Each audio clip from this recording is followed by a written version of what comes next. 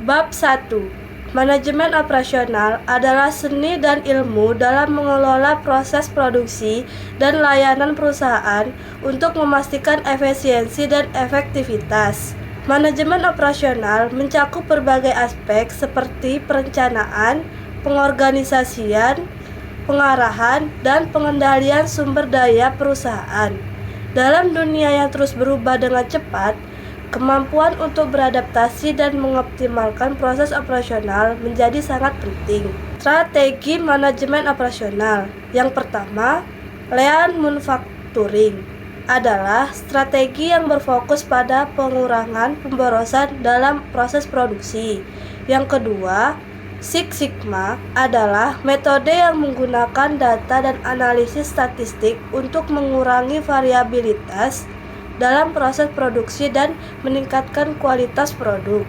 Yang ketiga, manajemen proses bisnis adalah strategi yang melibatkan analisis dan perbaikan proses bisnis secara berkelanjutan.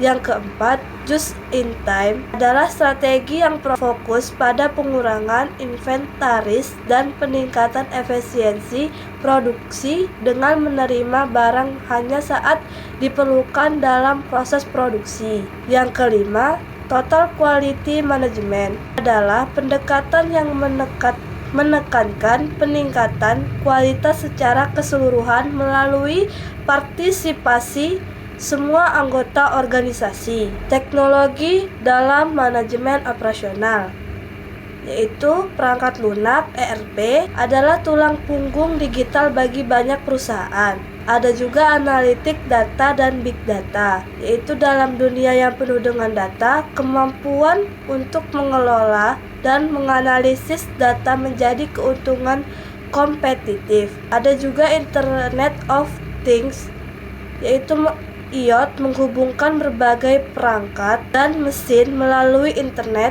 memungkinkan pemantauan dan kontrol jarak jauh, dan automasi dan robotik, yaitu mengubah wajah manufaktur dan logistik dengan menggunakan robot untuk tugas-tugas repetitif dan berbahaya. Perusahaan dapat meningkatkan efisiensi dan keselamatan. Ada juga kecerdasan buatan dan pembelajaran mesin, yaitu memungkinkan analisis prediktif dan otomatisasi keputusan yang lebih cerdas.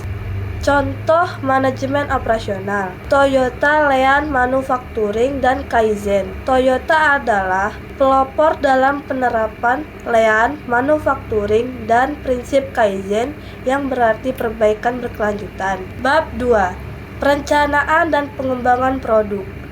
Barang. Yang pertama, berwujud, memiliki sifat fisik tertentu. Kedua, dapat disimpan. Ketiga, proses produksinya banyak menggunakan mesin. Keempat, proses produksi dan konsumsi tidak berlangsung dalam waktu yang sama. Kelima, kontak dengan konsumen rendah. Keenam, kualitas produk objektif karena ada ukuran-ukurannya.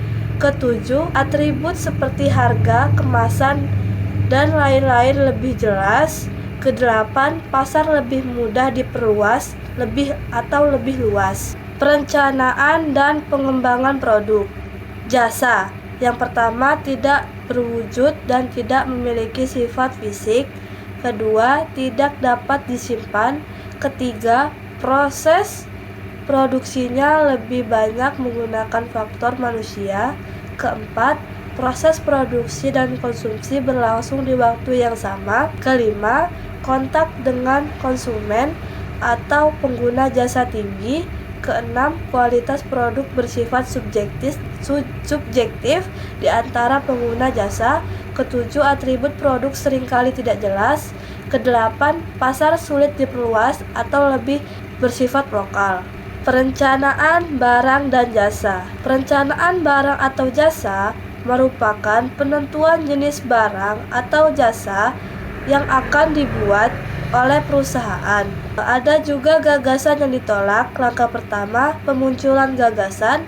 Langkah kedua, penyaringan gagasan. Langkah ketiga, pembuatan dan pengujian.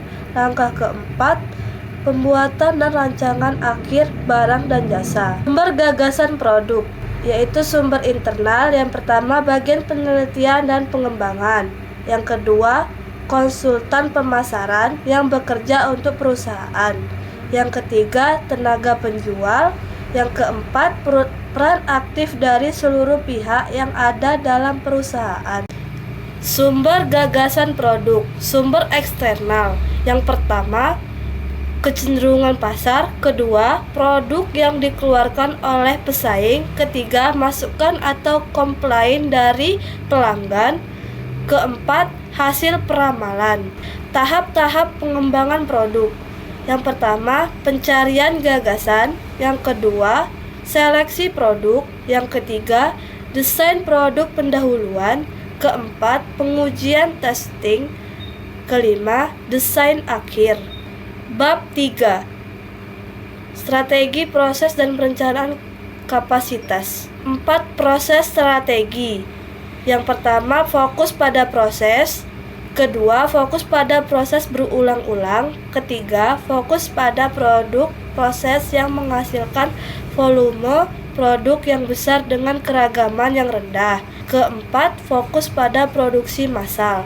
Manajemen operasional konsumen yang terus meningkat. Produksi massal menyediakan ragam produk yang banyak dengan biaya rendah.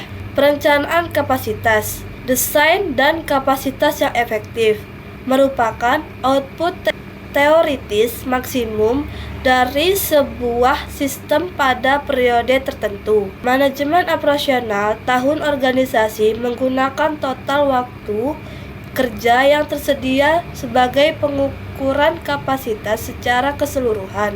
Pertimbangan strategi sebagai tambahan integrasi yang ketat antara strategi dan investasi. Terdapat 4 hal yang harus dipertimbangkan, yaitu peramalan domain yang akurat, memahami peningkatan teknologi dan kapasitas, menemukan level operasi optimum volume, dibangun untuk diubah, mengatur demand. Selain mengatur kapasitas secara strategis, manajemen juga dapat mengatur demand. Meskipun telah melakukan peramalan dengan baik dan membangunkan peramalan tersebut, terkadang terdapat ketidaksesuaian antara demand yang sebenarnya terjadi dengan kapasitas yang tersedia. Ada juga kapasitas dan strategi.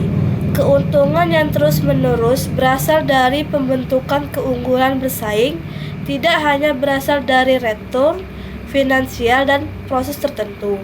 Keputusan kapasitas harus terintegrasi dengan misi dan strategi organisasi.